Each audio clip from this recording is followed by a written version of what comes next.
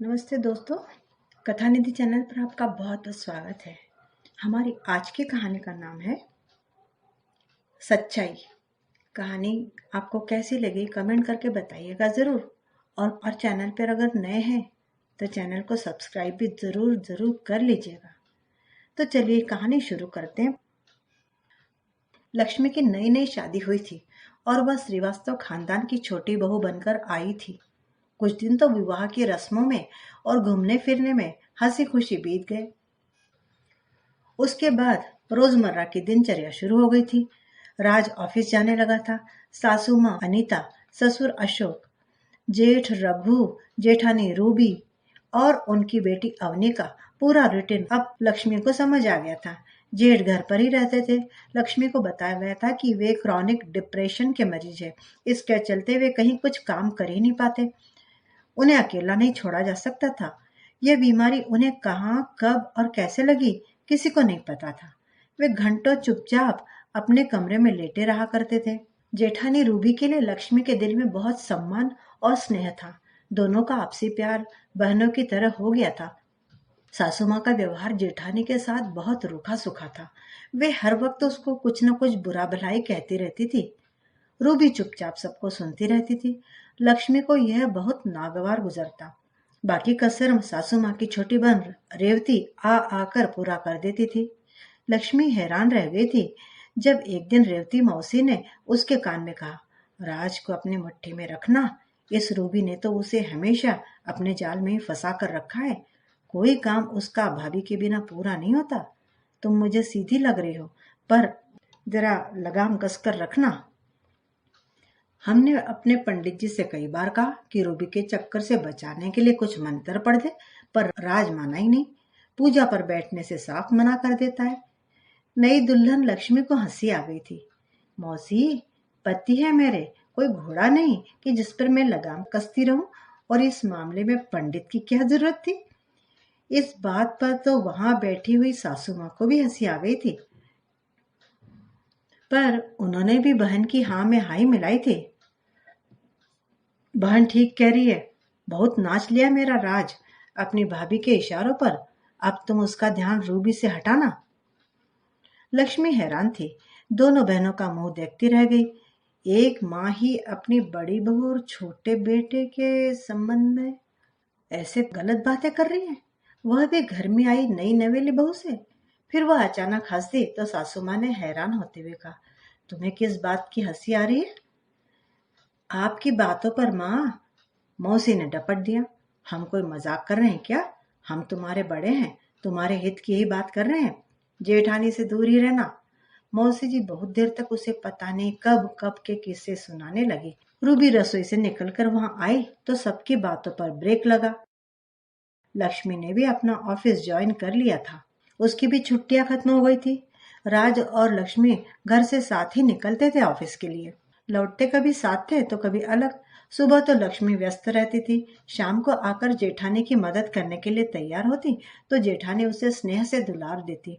रहने दे लक्ष्मी, ऑफिस से आई है, आराम कर ले। नहीं भाभी, सारा काम दिन भर आप ही तो करती रहती है, मुझे अच्छा नहीं लगता। अरे कोई बात नहीं लक्ष्मी, मुझे आदत है।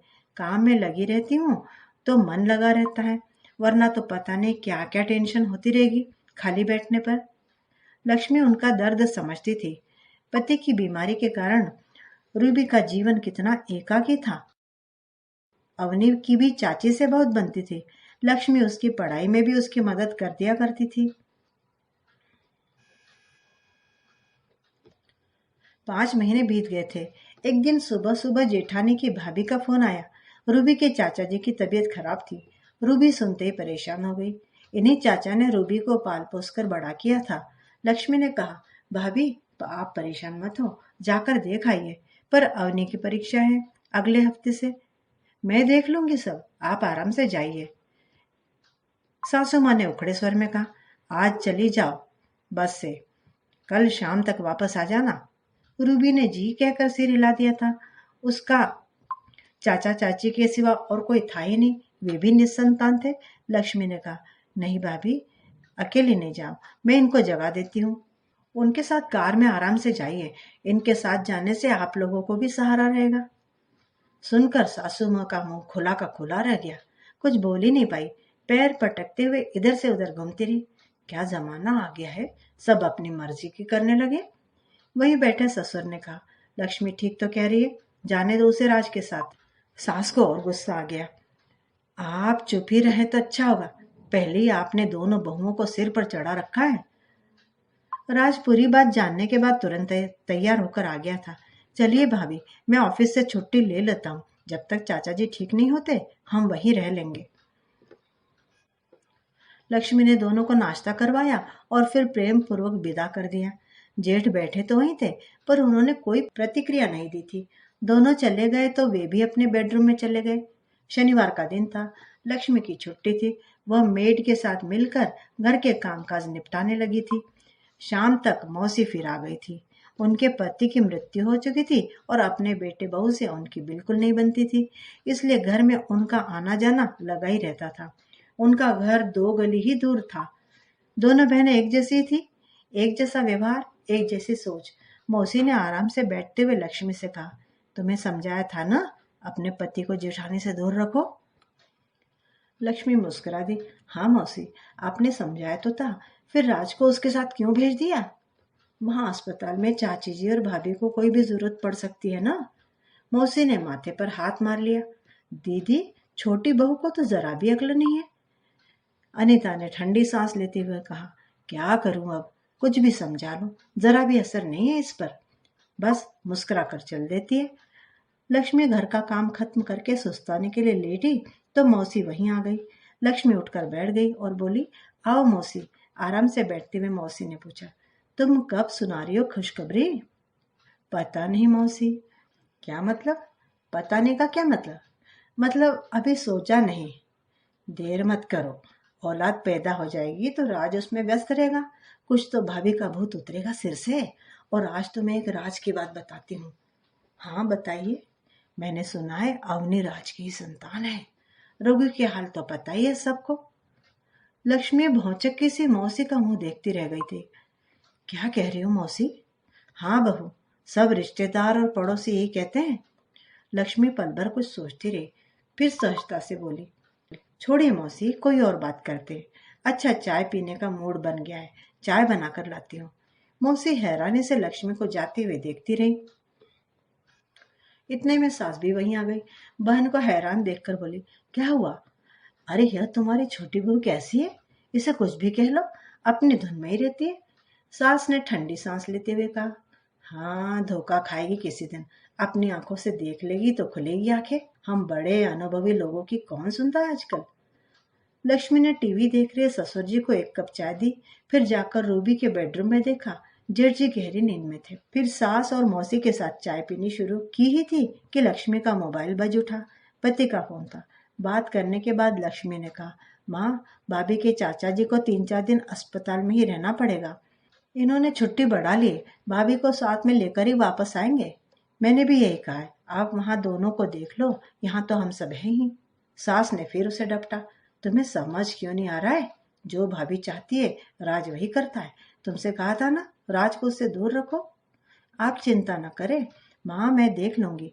अच्छा, अवनी आने वाली है, मैं उसके लिए कुछ नाश्ता बना लेती हूँ और मैं भाभी के आने तक छुट्टी ले लूंगी, जिससे घर में किसी को परेशानी ना हो। दोनों को हैरान परेशान छोड़ लक्ष्मी अपने काम में व्यस्त हो गई। मौसी ने कहा, इसकी निश्चिंतता का आखिर राज क्या है दीदी? क्यों इस पर किसी बात का असर नहीं होता? कुछ समझ में ही नहीं आ रहा। रूबी और राज लौट आए थे। रूबी और लक्ष्मी स्नेहपूर्वक लिपट गई। ससुर जी वहां के हालचाल पूछते रहे। जेठ जी ने सब चुपचाप सुना, कहा कुछ भी नहीं। उनका अधिकतर समय दवाइयों के असर में सोते हुए ही बीतता था। उन्हें अजीब से डिप्रेशन के दौरे पड़ते थे, जिसमें वे कभी चीखते चिल्लाते थे तो कभी घर से बाहर भागने की कोशिश करते। सासू माँ को रूबी फूटी आंख नहीं सुहाती थी, जबकि वे खुद ही उसे बहू बनाकर लाई थी। बेटे की बीमारी का सारा आक्रोश रूबी पर ही निकाल देती थी। घर का सारा खर्च राज और लक्ष्मी ही उठाते थे। ससुर जी रिटायर्ड थे और रघु तो कभी कोई काम कर ही नहीं पाए थे। लक्ष्मी ने एक स्वस्थ और सुंदर पुत्र को जन्म दिया तो पूरे घर में उत्सव का माहौल बन गया। नन्हे वंश को सब जी भरकर गोद में खिलाते। रूबी ने ही वंश की पूरी जिम्मेदारी संभाल ली थी। लक्ष्मी के ऑफिस जाने पर रूबी ही वंश को संभालती थी। कई पड़ोस के रिश्तेदार वंश को देखने आते रहते और लक्ष्मी के कानों में मक्कारी से घुमा फिरा कर राज और रूबी के अवैध संबंधों की जानकारी का जहर उड़ेलते चले जाते। कुछ औरतें तो यहाँ तक मजाक में कह देती, चलो अब राज 2 बच्चों का बाप बन गया। लक्ष्मी के कानों पर जूं न रेंगती देखकर सब हैरान होकर चुप हो जाते। लक्ष्मी और रूबी के बीच स्नेह दिन पर दिन बढ़ता ही गया था। लक्ष्मी जब भी बाहर घूमने डिनर पर जाती, रूबी और अवनी को भी जरूर ले जाती। लक्ष्मी के कानों में मौसी का कथा पुराण चलता रहता था। देख, तू पछताएगी, अभी भी संभल जा, सब लोग तुम्हारा ही मजाक बना रहे हैं। पर लक्ष्मी की सपाट प्रतिक्रिया पर सास और मौसी हैरान हुए बिना न रहती। वे दोनों कई बार सोचती, यह क्या राज है, ये कैसी औरत है, कौन सी औरत इन बातों पर मुस्कुराकर रह सकती है। समझदार है, पढ़ी लिखी है, आखिर क्या राज है उसकी इस निश्चिंतता का। 1 साल और बीत रहा था कि एक अनहोनी घट गई। अवनी के स्कूल से फोन आया। अवनी बेहोश हो गई थी। राज और लक्ष्मी तो अपने ऑफिस में थे। वंश को सास के पास छोड़कर रूबी तुरंत स्कूल भागी। राज और लक्ष्मी को उसने रास्ते में ही फोन कर दिया था। अवनी को डॉक्टर देख चुके थे। उन्होंने उसे एडमिट कर कुछ टेस्ट करवाने की सलाह दी। स्कूल में फर्स्ट एड मिलने के बाद वो होश में तो थी, पर बड़ी सुस्त और कमजोर लग रही थी। अवनी ने बताया था, सुबह से ही वह कुछ अनकंफर्टेबल महसूस कर रही थी। अचानक उसे चक्कर आने लगे थे और वह शायद फिर बेहोश हो गई थी। हैरान तो सब तब हुए जब उसने कहा, कई बार ऐसा लगता है जैसे सिर घूम रहा है, कभी अचानक अजीब सा डिप्रेशन लगने लगता है। रूबी इस बात पर बुरी तरह चौंक गई और रोने लगी। लक्ष्मी, यह क्या हो रहा है अवनी को? रघु की भी तो ऐसी तबीयत बिगड़नी शुरू हुई थी, क्या अवनी भी? अरे नहीं भाभी, पढ़ाई का दबाव होगा, कितना तनाव रहता है आजकल बच्चों को। आप परेशान मत होइए, हम सब है ना। रूबी को तसल्ली देकर अवनी के सब टेस्ट करवाए। सास और ससुर भी वंश को लेकर अस्पताल पहुंच गए थे। मौसी रघु की देखरेख के लिए घर पर ही रुक गई थी। रात को राज ने सबको घर भेज दिया था। अगले दिन लक्ष्मी जेठ जी को अपने साथ ही सुबह अस्पताल ले गई। वहां वे थोड़ी देर अवनी के पास बैठे रहे, फिर असहज से बेचैनी में उठने बैठने लगे तो लक्ष्मी उन्हें वहां से वापस घर ले आई। रूबी बेटी के पास ही थी। सास ने लक्ष्मी को डपटा, रघु को क्यों ले गई थी? माँ, अवनी की बीमारी का पता लगाने के लिए भैया का डीएनए टेस्ट लेना था, कहकर लक्ष्मी किचन में चली गई। लक्ष्मी ने थोड़ी देर बाद देखा, सास और मौसी की आवाजें अवनी के कमरे से आ रही थी। मौसी जब भी आती थी अवनी के कमरे में ही सोती थी।